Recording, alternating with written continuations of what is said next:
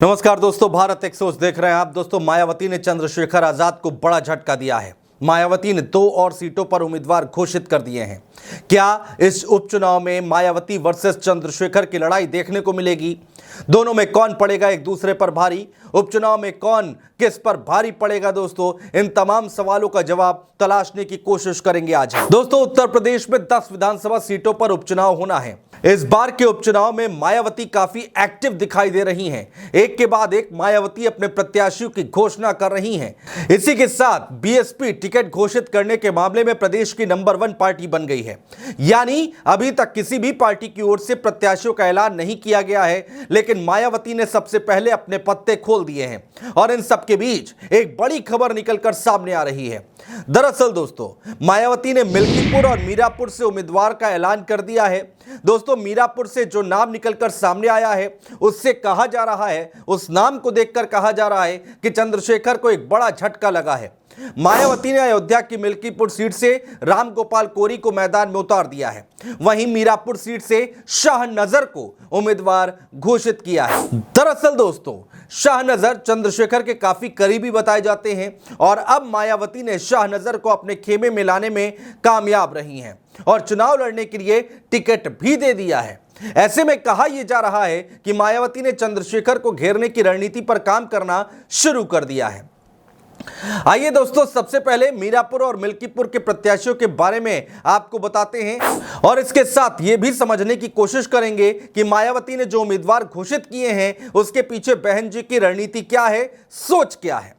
दोस्तों, सबसे पहले बात करेंगे मीरापुर सीट की, जहां से चंद्रशेखर के खासम खास रहे शाहनजर को बीएसपी ने मैदान में उतारा है।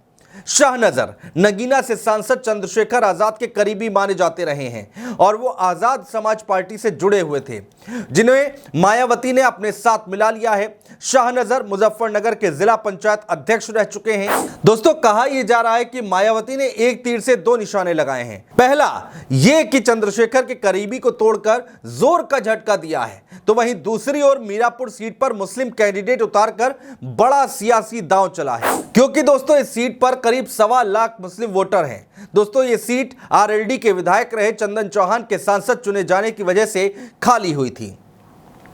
दोस्तों, साल 2012 जब विधानसभा चुनाव हुए थे तो यह सीट दलित और मुस्लिम समीकरण के सहारे बीएसपी जीतने में कामयाब रही थी और उसी दांव को एक बार फिर से मायावती की ओर से आजमाया जा रहा है। दोस्तों, यह तो बात हो गई मीरापुर की। अब बात करते हैं यूपी की सबसे हॉट सीटों में से एक अयोध्या की मिल्कीपुर सीट की। दोस्तों, मायावती ने अयोध्या की मिल्कीपुर सीट से रामगोपाल कोरी के नाम पर भरोसा जताया है। रामगोपाल कोरी 2017 में मिल्कीपुर सीट से चुनाव लड़ चुके हैं। तब उन्हें 46,000 वोट मिले थे और वो तीसरे नंबर पर रहे थे।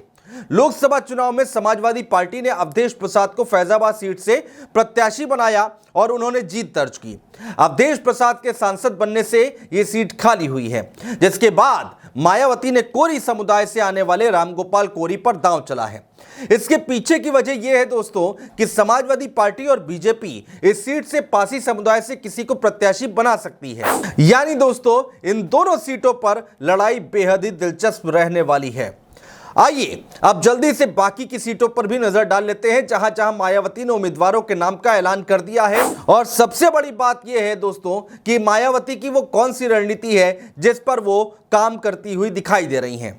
दोस्तों, बात करेंगे फूलपुर सीट की। कहा यह जा रहा है कि दोस्तों मायावती ने अखिलेश यादव वाला दांव इस सीट पर चला है। लोकसभा चुनाव में जिस तरह से अखिलेश यादव ने फैजाबाद और मेरठ सामान्य सीटों पर दलित उम्मीदवार उतारे थे, उसी फॉर्मूले को मायावती ने फूलपुर के उपचुनाव में चला है। मायावती ने फूलपुर सीट पर शिव बरन पासी को उम्मीदवार बनाया है, जो दलित समाज से आते हैं। अब बात कटहरी विधानसभा सीट की करेंगे। मायावती ने अंबेडकर नगर की कटहरी विधानसभा सीट से अमित वर्मा को अपना चुनाव प्रभारी नियुक्त किया है, जिनका चुनाव लड़ना लगभग तय माना जा रहा है। अमित वर्मा ने प्रदेश अध्यक्ष विश्वनाथ पाल के साथ बीएसपी सुप्रीमो मायावती से मुलाकात की थी, जिसके बाद उनके नाम पर मुहर लगी थी। अमित वर्मा ओबीसी के कुर्मी समुदाय से आते हैं और कांग्रेस छोड़कर बीएसपी में आए हैं। यह सीट लालजी वर्मा के सांसद चुने जाने के चलते खाली हुई है। कुर्मी और दलित समीकरण बनाने के लिहाज से मायावती ने अमित वर्मा पर दांव खेला है। चलिए दोस्तों, अब बात करेंगे अगली विधानसभा सीट की, मिर्जापुर की मझवा विधानसभा सीट। जी हां, इस सीट पर मायावती ने ब्राह्मण कार्ड चला है। बीएसपी ने दीपू तिवारी को मझवा सीट पर प्रभारी बनाया है। माना यह जा रहा है कि उनका भी टिकट फाइनल हो चुका है। मझवा विधानसभा क्षेत्र में ब्राह्मण समुदाय की संख्या काफी ज्यादा है और कई बार चुनावों में ये निर्णायक भूमिका निभा चुके हैं। इसी समीकरण को ध्यान में रखते हुए बीएसपी ने दांव चला है। दोस्तों, मायावती की दलित ब्राह्मण समीकरण के सहारे मझवा सीट फिर से जीतने की तैयारी है। दीपू तिवारी सपा छोड़कर बीएसपी में आए हैं और छात्र संघ के अध्यक्ष रह चुके हैं। इस तरह देखा जाए तो उनकी स्थिति मजबूत है, उनकी पकड़ मजबूत मानी जाती है।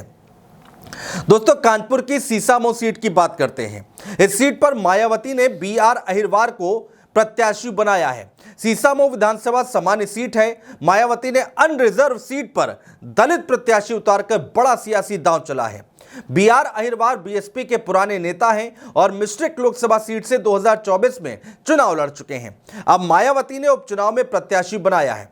दोस्तों, अगर देखा जाए तो मायावती ने यूपी उपचुनाव की 10 में से 6 सीटों पर टिकट को हरी झंडी दे दी है, यानी कि अपने प्रत्याशी उतार दिए हैं, जिसमें अखिलेश यादव के दांव को अपनाया गया है तो तमाम समीकरणों को भी साधने की पूरी कोशिश की गई है।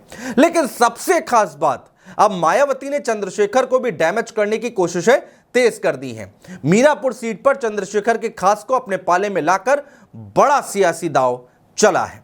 बहुत शुक्रिया दोस्तों।